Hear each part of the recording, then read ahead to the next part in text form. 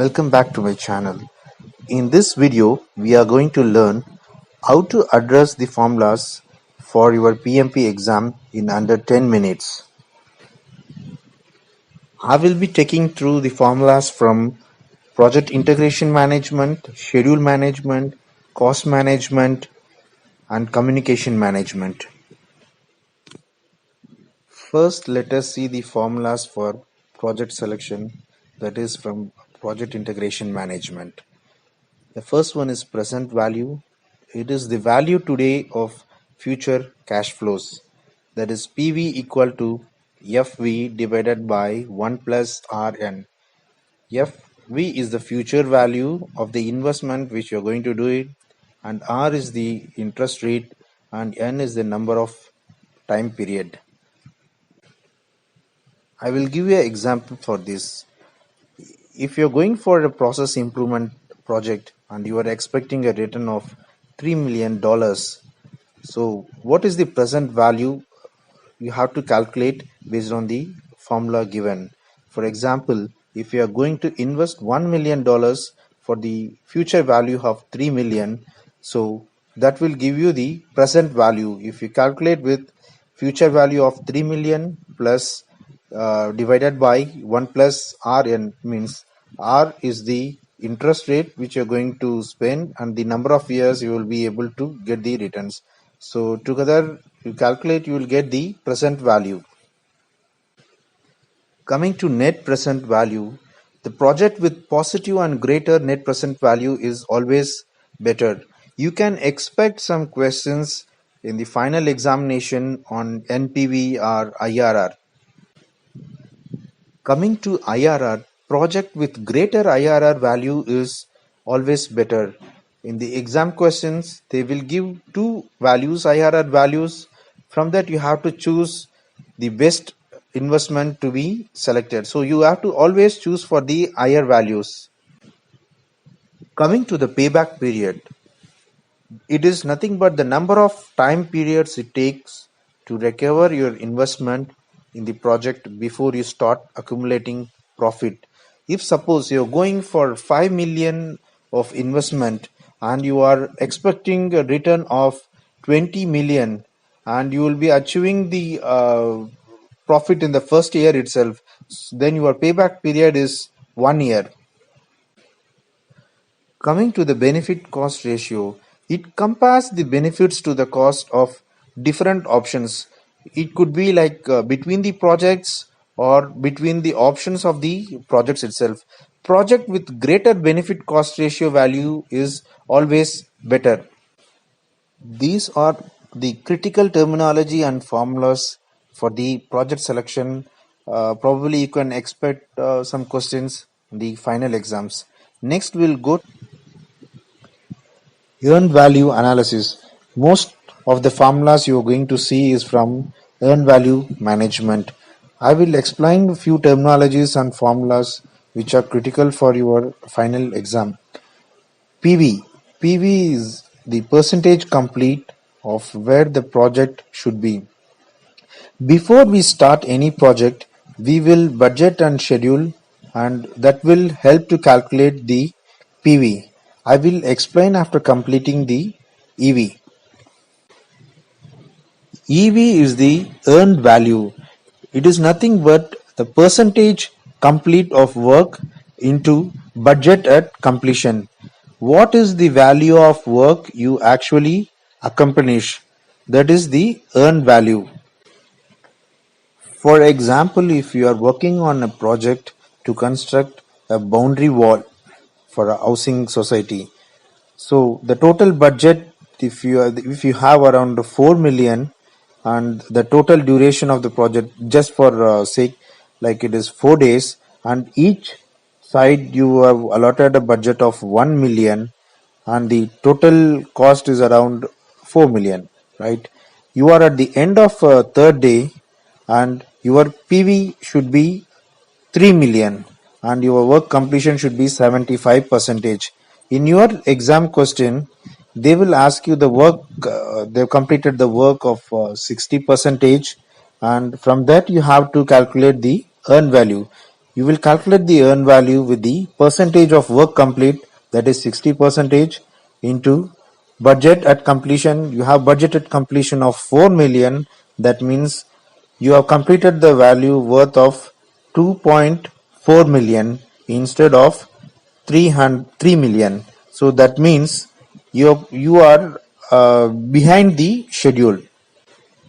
Next, we will go to the variance and index formulas. CV cost variance equal to earn value minus actual cost. This will tell you whether you are over budget or under budget. So plus is always good and negative is bad. If you have a zero, then you are in a on budget. So coming to the SV, schedule variance equal to earned value minus planned value. This will tell you whether you are ahead of schedule or behind the schedule. Always plus is good and minus is behind the schedule. You can expect questions in the final exam wherein they will give you a positive or negative values, and they will ask you whether the project is going ahead of schedule or ahead of budget or beyond the budget or below the budget or on budget.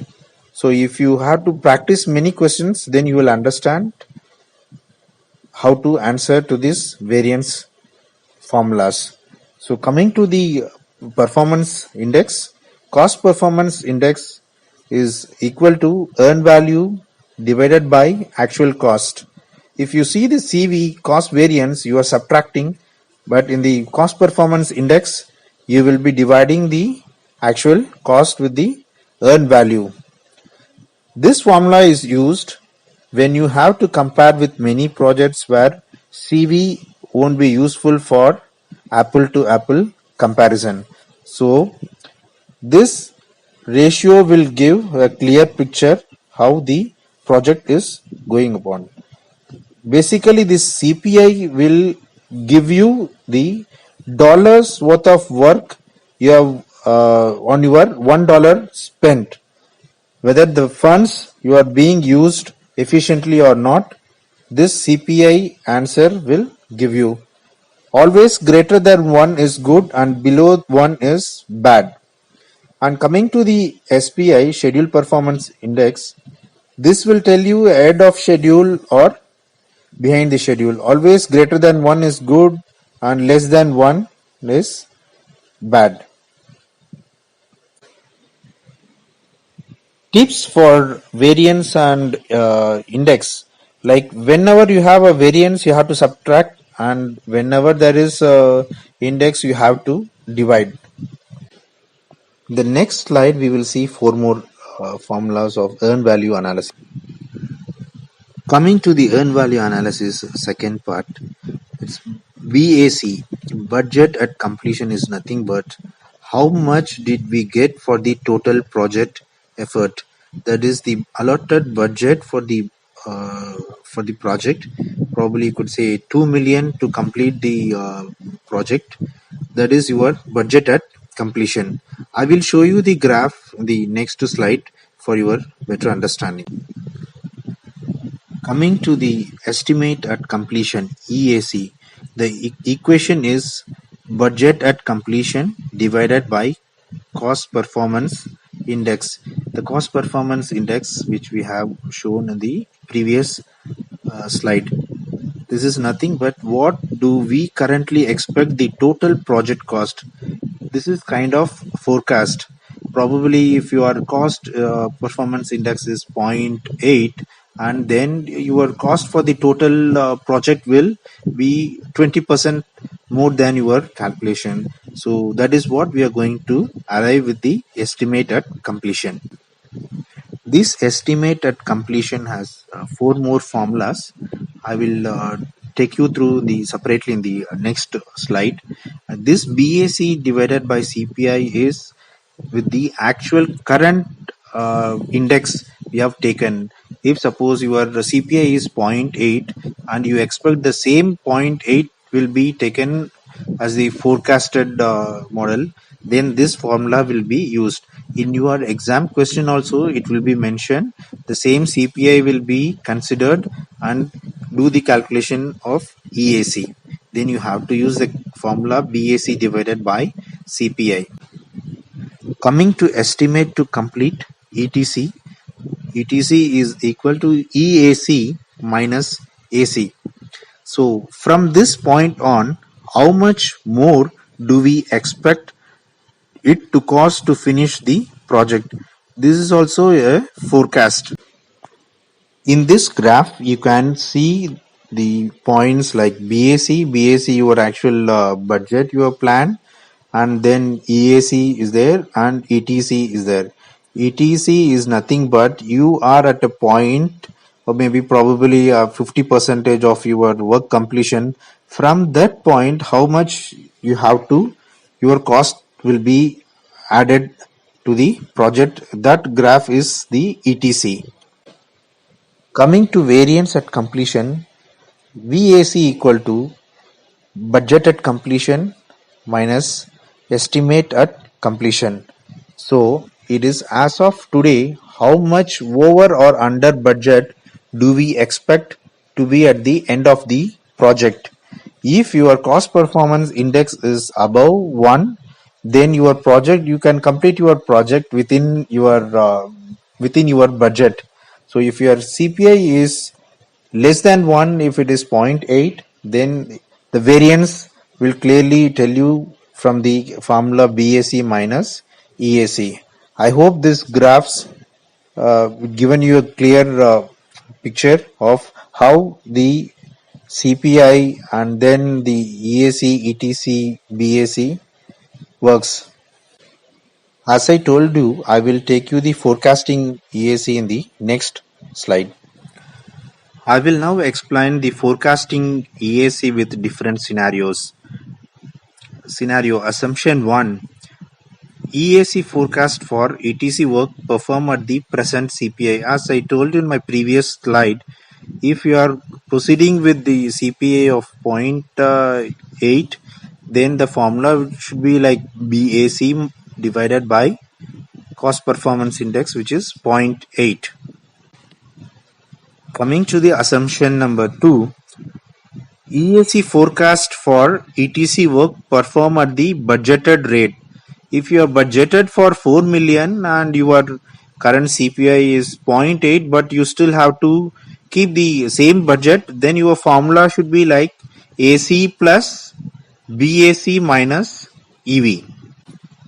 In this formula, we are going to adjust the whatever the additional spending we have done, and then your actual cost will be added to the BAC. So if you refer to that graph which I have shown in the previous slide, you will get a better idea. Coming to the scenario 3, EAC forecast for ETC work with a new plan. If you have devised a new plan, like if you are not going with the CPI nor you're going with the budget, you have revised change approval, then your equation should be AC plus ETC. Coming to the scenario 4, EAC forecast for ETC work considering both SPI and CPI factors. Then the formula is AC plus BAC minus EV divided by CPI into SPI. If you see the formula, this is more or less similar to the assumption 2, but you are considering the schedule performance index and cost performance index factors in this. You can expect a few questions on this forecasting EAC based on different scenarios, and you have to really read through the lines because they will mention CPI of 0.8 and probably they will give you the scenario like they are going with the new plan. Then you have to use the appropriate formula. It is not that always you use general BAC divided by CPI for the EAC formula. In my next slide, I will give some tips for earn value analysis for your final examination. Coming to the examination ends for earn value analysis, EV comes first in every formula.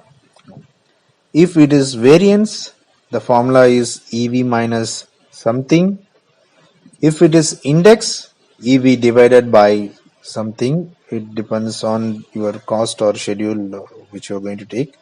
And if it relates to cost, usually actual cost, that is AC. If it relates to schedule, use PV. Then if you get the negative numbers in your question, then negative numbers are bad and positive is good. If you get a neutral, that is 0 when you calculating the index, then it is on schedule, on cost. In the next slide, I will take you to the estimating for time and cost. 3-point estimating for time and cost. The accuracy of single point duration cost estimates may be improved by considering estimation of uncertainty and risk. Using the 3-point estimation helps defines an approximate range for an activity's duration or cost. I will just explain you the three most important terminologies, that is most likely TM, it is estimate based on realistic assessment. Optimistic TO, estimate based on analysis of the best case scenario. And coming to the pessimistic, that is estimate based on analysis of the worst case scenario. So all the three terminologies like most likely, optimistic and pessimistic, average will give you the estimation that will be more or less realistic. Instead, we only go with the optimistic or pessimistic or most likely estimation. Coming to the triangular distribution or straight average, with the above terminologies, it's TE equal to TO plus TM plus TP divided by 3. It is actually straightaway average of all the three terminologies. Coming to the beta distribution or weighted average, or it is called as PERT, it is TO plus 4 into TM. That is, you are considering you are giving more weightage to the most likely, then plus pessimistic divided by 6. In this beta distribution, you have given most weightage to the most likely. Coming to the standard distribution is pessimistic minus optimistic divided by 6. Coming to the variance, it is standard deviation square of 2. Down below this slide, I am showing the sigma levels. 1 sigma is equal to 68.2%, 2 sigma is 95.4, 3 sigma is plus or minus 3 standard deviation is 99.7%. Generally, in the examination, they will give, you have to consider 3 sigma for the control limits, upper and lower control limits. So that is plus or minus 3, it's almost 99.7%. In the next slide, I will take you to the formula of communication requirement analysis and risk management. Coming to the communication requirement analysis, you have only one formula in the knowledge area, that is n into n minus 1 divided by 2. This is to find out the total number of communication channels. For example, if you have currently 6 stakeholders and if the exam question asks 2 more stakeholders from customers will be added, then the total will be 8 into 7 divided by 2. That is the total communication channels you will be having for the new additional stakeholders. The next and final formula is expected monetary value. This is from the risk management topic. EMV is equal to P into I, where P is probability of risk occurrence and I is the impact of risk. This formula generally we take consideration while doing the risk analysis. I hope I have covered most of the formulas with whatever examples I could have given. So, thanks for watching this topic. And if you have any doubts, please put your comments, or you can reach me at my LinkedIn profile, which I have given in the description. Please do support my channel. Once again, thanks for watching.